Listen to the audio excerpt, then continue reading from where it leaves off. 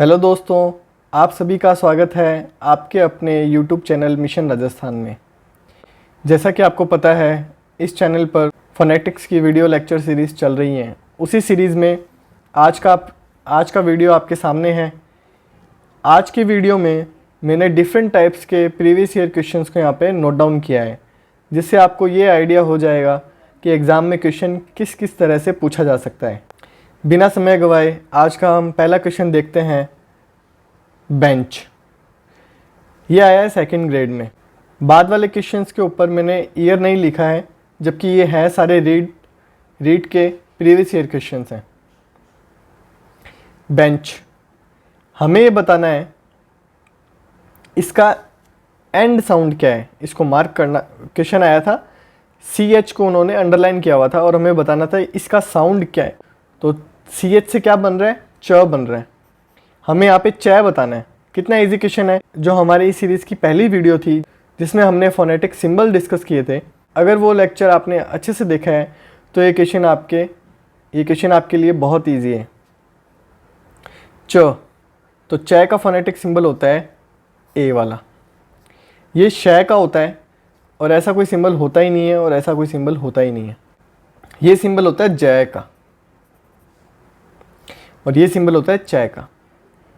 इन दो तरीके के सिंबल होते ही नहीं है। नेक्स्ट टाइप से क्वेश्चन आता है, pick out the incorrect sounds are there in English. तो जो नीचे दिए हुए हमें 4 ऑप्शंस हैं, उनमें हमें वो साउंड सेलेक्ट करना है जो उस इंग्लिश का नहीं है।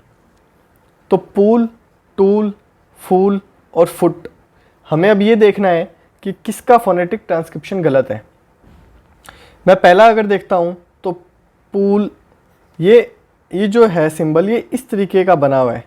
तो ये एक तरीके से क्या है? एल का फोनेटिक सिंबल है। ऑप्शंस में इसी तरीके से आया था। वैसे हम जब लिखते हैं खुद बाय हैंड जब लिखते हैं तो ऐसे सीधा एल लगा देते हैं। अगर उसके ऊपर हल्का सा ऐसा होगा तो आपको उसको एल ही मानना है। तो यहाँ पे क्या है? पूल। तो कुछ सही लग रहा है। चलो नेक्स्ट देखते हैं। टूल, TU, ऊ का साउंड लंबा आ रहा है तो बड़ा ऊ और आगे एल, टूल। फूल, कुछ सही लग रहा है। फुट, टी का साउंड आना चाहिए, जबकि एंड में क्या है? ये एल है। एंड में ये क्या आ रहा है? एल। तो ये साउंड हमें साफ दिख रहा है कि ये गलत है। तो अब हमें इन पे दिमाग ज़्यादा लगाने की जरूरत नहीं है। वैसे ये फोनेटिक ट्रांसक्रिप्शन इनके सबके सही हैं। अगर आप एग्जाम में नहीं भी पहचान पाते हैं इनको, तो इस टी से आप पहचान सकते थे कि ये टी का सिंबल नहीं है ये। नेक्स्ट टाइप से क्वेश्चन आता है, डायरेक्ट आ जाता है कि पिक का हमें डायरेक्ट फोनेटिक ट्रांसक्रिप्शन बताना है। पिंक, एन का साउंड आ रहा है, मेरे हिसाब से एन का साउंड यहाँ पे नहीं होगा। फिर है पीक, आई को, जो आई वाला साउंड है, ई वाला, ये बड़ा हुआ है, इसमें बड़ी ई का साउंड आ रहा है। तो ये भी मुझे इसको देखते हैं कि ये होगा या नहीं होगा। यहाँ पे है पिक, ये कुछ मुझे सही लग रहा है। नेक्स्ट देखते हैं, पिक 2 बार क्या आ रहा है। फोनेटिक ट्रांसक्रिप्शन के अंदर जब हम किसी इंग्लिश वर्ड का फोनेटिक साउंड्स लगाते हुए उसका फोनेटिक ट्रांसक्रिप्शन लिखते हैं, तो आप एक चीज़ को हमेशा ध्यान रखें कि कभी भी एक फोनेटिक सिंबल 2 बार यहाँ पे नहीं आता। अगर इंग्लिश में स्पेलिंग है फूल, जैसा कि आपने यहाँ ऊपर देखा, यहाँ पे ओ 2 बार आया है, पर फोनेटिक सिंबल उसका क्या आया है? बड़ा ऊ।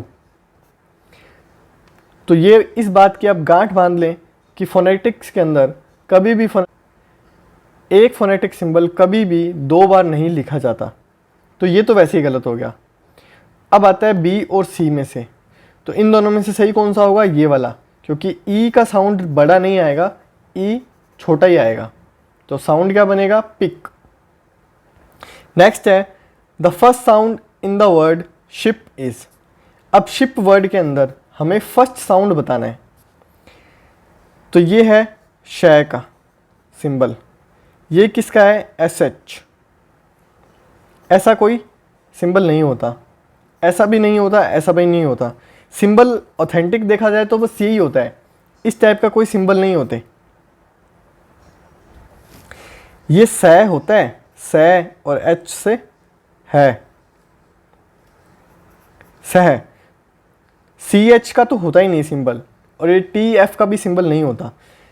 एस एच सह है, इस टाइप का सिंबल ये इन्होंने बनाया है, बट ऐसा साउंड नहीं आएगा। तो साउंड यहाँ पे किसका बन रहा है? शय का। भाई शिप से क्या साउंड आ रहा है? शय का ही तो आ रहा है। Which letter of the word comb is not spoken, हमें बताना है कि कॉम्ब वर्ड में कौन सा वर्ड साइलेंट होता है। हमसे यहाँ पे ये क्वेश्चन पूछ रहे हैं।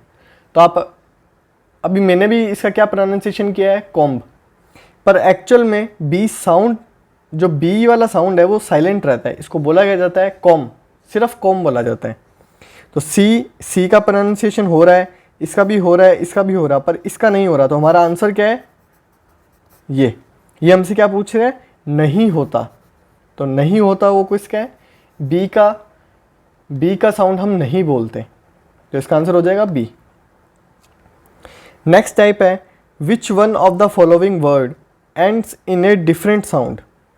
इस टाइप के क्वेश्चंस सबसे ज़्यादा देखने को मिलते हैं रीट के अंदर, और ये इजी फेज में रहते हैं। अब इस टाइप का अगर कोई क्वेश्चन आएगा, पिक का हमें फोनेटिक ट्रांसक्रिप्शन लिखना है, तो उस केस में अब आपने देखा कि हम बी और सी पे आके अटक गए।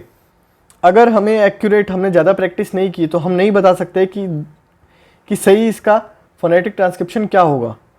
और ऊपर वाला अगर आप देखेंगे क्वेश्चन, तो इसमें भी हमें हर वर्ड का फोनेटिक ट्रांसक्रिप्शन पता होना चाहिए। तो ये जो टाइप्स के क्वेश्चंस हैं ये हार्ड साइड में पढ़ते हैं, और जबकि बाकी जो आप क्वेश्चंस देख रहे हैं वो इजी साइड में पढ़ते हैं। तो इन टाइप्स के क्वेश्चन को तो आप 100% एग्ज़ाम में क्रैक कर लेंगे। तो हमें ये बताना है कि एंड साउंड कौन से वर्ड का डिफरेंट है। पहला है सिटी, सेकंड है स्काई, तीसरा है बाय, और तीसरा है ट्राई। तो आपको इजीली समझ में आ रहा है, पहला साउंड जो आ रहा है, पहले वर्ड का जो आखिरी साउंड आ रहा है वो थोड़ा डिफरेंट आ रहा है। इसमें आ रहा है सिटी, आई का साउंड आ रहा है। इसमें आ रहा है स्काई, मतलब आई का साउंड आ रहा है इसमें, आई, और इसमें आई का, सिटी, स्काई, आई, स्काई, बाय, ट्राई, तो आई का साउंड आ रहा है। तो एंड साउंड किसका अलग है? सिटी का। तो आज के इस वीडियो का ये उद्देश्य था कि आपको ये समझ में आए कि एग्ज़ाम में क्वेश्चंस किस टाइप से पूछे जाएंगे। हम इस चैनल पर जिस हिसाब से तैयारी करवा रहे हैं फोनेटिक्स की, उसमें इम्पॉर्टेंट और इजी वर्ड्स को हम यहाँ पे लिखवाते हैं, फिर उसका फोनेटिक ट्रांसक्रिप्शन बताते हैं। इससे क्या होगा कि जब आप एग्ज़ाम से, जैसे सितंबर के अंदर अभी एग्ज़ाम की डेट प्रिडिक्ट की हुई है, तो सितंबर आते आते हम कम से कम 300 से 400 फोनेटिक वर्ड्स यहाँ पे कर चुके होंगे। उससे आपका एक तो कॉन्फिडेंस बूस्ट होगा, दूसरा जो फोनेटिक साउंड्स हैं वो आपको अच्छे से याद हो जाएंगे, आपको एग्ज़ाम में कन्फ्यूजन नहीं होगा बिल्कुल भी। और इन दो क्वेश्चंस को अगर अपने छोड़ दें, इसके अलावा जिस टाइप के क्वेश्चंस आ रहे हैं उनको आप 100% कर लेंगे। इस टाइप के क्वेश्चंस में फिर भी कुछ परसेंट का चांस रह जाता है कि वो आपसे एग्ज़ाम में ना हो, और इस चीज़ का आप ध्यान रखें। अगर इतनी प्रैक्टिस करने के बाद भी आपसे क्वेश्चन नहीं हो रहा, इसका मतलब क्वेश्चन फिर किसी से भी नहीं होगा, तो फिर उसकी आपको चिंता बिल्कुल नहीं करनी है। इसी तरीके की इन्फॉर्मेटिव क्लास के लिए आप हमारे चैनल से जुड़ सकते हैं। अगर आपको हमारा आज का वीडियो पसंद आया हो तो आप इस चैनल को सब्सक्राइब कर सकते हैं, अपने दोस्तों के साथ भी इसको शेयर कर सकते हैं। चलिए फिर मिलते हैं आपसे अगली क्लास में। तब तक के लिए तैयारी करते रहें, घर में रहें, अपना और अपने घर वालों का ध्यान रखें। धन्यवाद।